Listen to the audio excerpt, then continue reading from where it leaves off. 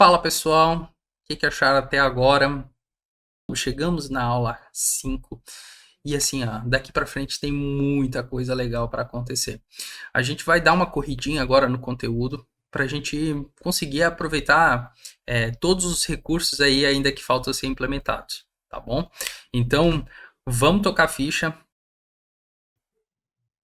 À medida que forem sentir dificuldades, deixa aqui nos comentários para a gente ter esse feedback aí de vocês de como que estão as aulas. Tá? Então, vamos voltar ali para o projeto. E aqui no projeto a gente já conseguiu evoluir tecnicamente bastante coisa, tá? Mas ainda assim ele tem alguns problemas. Como, por exemplo, o pessoal do banco de dados veio me questionar por que tinha tanta conexão sendo aberta e ficando lá por muito tempo presa essa conexão até o banco de dados fazer esse cancelamento. Então, já de cara a gente percebe que nesse código aqui, apesar de não ter nenhum informativo, de não ter nada de warning sendo lançado, mas ele de fato está abrindo várias conexões com o banco de dados, né? A gente tem uma conexão sendo aberta aqui, uma conexão aqui e outra conexão aqui. São 3 conexões. Então, se tivesse 50 adquirentes aqui sendo implementados, teria 50 conexões sendo abertas no banco de dados. E a gente sabe que o banco de dados tem uma limitação para isso. Então, o que a gente poderia fazer? Bom, uma implementação bem simples seria a gente jogar essa conexão lá para cima. Então, lá no início do código, temos a conexão sendo aberta. E aí, agora, todos as nossas outras adquirentes vão usar a mesma conexão. Maravilha. Só que esse código agora, ele, apesar de ter uma única conexão, ele não fecha ela assim que termina a sua execução. Então a gente poderia fazer o seguinte, ó, botar um try, dizer try catch até aqui embaixo, certo? E qualquer exceção que acontecesse, exception, acho que eu importei ali a exceção errada. Ó, eu importei do PHP Unit. Vamos voltar aqui. Como é que eu faço? Ó, geralmente eu faço assim, barrinha e simplifico. Então é a exceção mesmo padrão do PHP. Então qualquer exceção que acontecer aí, eu quero que ele faça o seguinte, ó, eu quero que ele finalize a minha conexão, tá? Tá, mas então quer dizer que só vai finalizar a conexão se caso aconteça uma exceção? Bom, na verdade não era bem o que eu queria. Então vamos fazer o seguinte, ó. Se caso dê tudo certo, ou se caso gere uma exceção, dependendo do que aconteça, eu quero que ao final feche essa conexão para mim. Tá? Então, esse código que a gente está executando, ele já fica mais garantido. Por quê? Porque a gente tem agora uma conexão sendo fechada, independente do que aconteça. Se acontecer um erro no meio do caminho, ele vai fechar a conexão. Maravilha? Agora vamos tentar começar a separar um pouco mais as responsabilidades, porque a gente viu ali que muitas coisas acontecem aqui dentro dessa classe. E um grande problema é que se caso a gente precise mudar qualquer uma dessas informações aqui, ó, né, todo mundo vai mexer nesse main. Continuamos com o problema de todo mundo estar mexendo num único arquivo. E fora que esse arquivo começa a crescer drasticamente, né?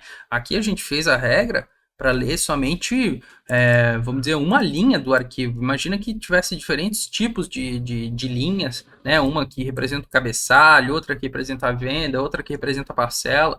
Então, se a gente começa a pensar dessa forma, esse nosso arquivo main aqui pode crescer muito.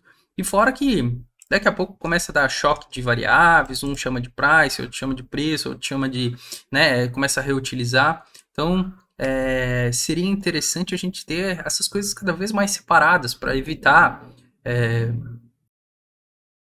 um choque de informações com diferentes adquirentes, tá? Então, vamos começar assim por algo mais simples, tá? Vamos já de cara tentar tirar essa conexão daqui, ó. A gente vê que existe um acesso a banco de dados. Isso aqui pode ser um problema para a gente lá na frente. Então, de cara, vamos passar essa responsabilidade aqui de salvar no banco de dados para outra classe, tá? Então, digamos que a gente teria aqui, ó, ou melhor, vamos fazer aqui separar para cada um deles. Já vamos fazer esse do repositório, tá? Só que antes disso, vamos separar aqui para cada um deles uma classe. Então, eu vou ter a classe da GetNet, new GetNet, tá? vai ter esse new getNet? Só um método run. O que eu vou fazer? Eu vou criar essa classe. Ó, quero que essa classe seja criada aqui, tá? Esse construtor aqui pode ser vazio, não precisa nada por enquanto. E a gente vai ter que ter um método chamado run dentro dele. O que ele vai fazer? Ele simplesmente aceita todo esse nosso carinha aqui, ó, e executa. Puxa, mas agora deu problema que eu tenho essa conexão aqui, ó.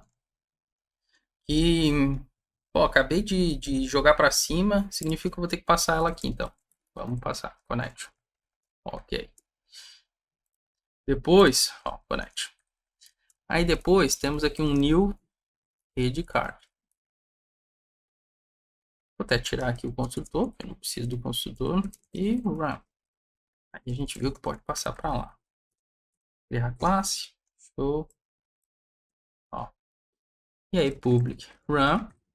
Vamos pegar todo esse código da getNet, da redcard, quer dizer, e jogar para cá. Beleza? Ó, vamos botar o connection aqui, show de bola. Depois, vamos fazer um new stone e jogar aqui um run connection. Ó, botar a letra maiúscula stone, criar a classe, beleza. Fazer um public run connection e jogar aqui para lá para dentro. Perceba que esse nosso código agora já está tomando uma cara um pouquinho diferente. Então agora eu consigo ter a diferenciação de cada uma das adquirentes através de diferentes classes. Então agora se muda a estrutura do arquivo, já não me preocupo mais dentro dessa classe. Se muda a senha do banco de dados, quer dizer, aqui ainda me preocupo. Se muda o diretório do arquivo, não me preocupo, o nome do arquivo também não. Banco de dados, por enquanto ainda tem ali, né? Mas nome de adquirente. Mas ainda vamos ter mais modificações aqui. Uma coisa que está me incomodando é a gente passar essa conexão aqui pelo parâmetro, tá?